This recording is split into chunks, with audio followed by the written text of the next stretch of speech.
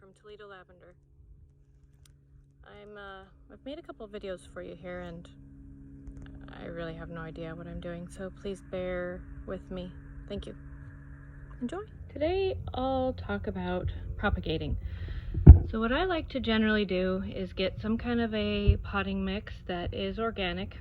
There's so many different kinds out there, it's really hard to choose. And then mix it. Generally I do three scoops to 1 scoop, whatever you're measuring with, of perlite and 1 scoop of sand. But this year I just didn't have any sand,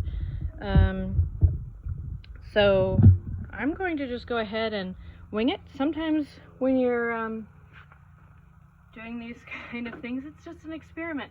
Last year with the sand mixture, the sand and perlite and potting soil, I got about 90% that survived.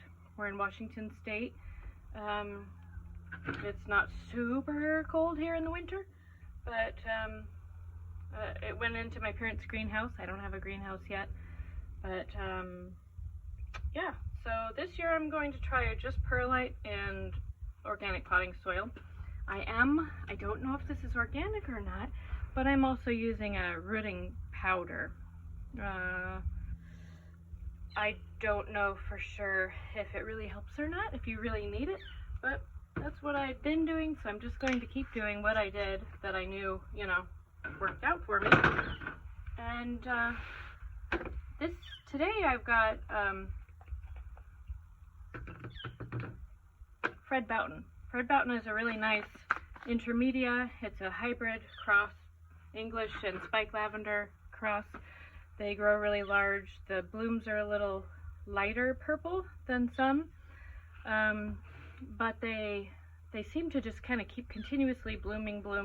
So there's always little green ones, and then there's some that are blooming, and they last a lot longer out in the field. Not so good for cutting bundles, because you always have, half of them that aren't bloomed out and ready. So we just let them bloom out, let the bees enjoy them, and then use it for oil.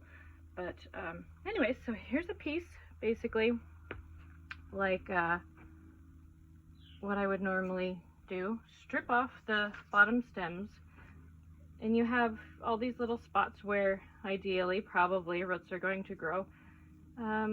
If you don't have those, then I like to score it in a few spots, just lightly kind of cut into the sides of the stems, because some pieces you cut just don't have a lot of stems on them, and you just got to work with what you have.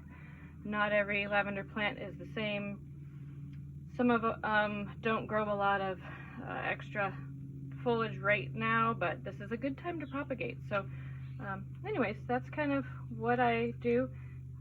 Good couple inches or so with some spots, clean scissors, and then just nip the top off so they're not, they don't need to have too much leaves up there on the top.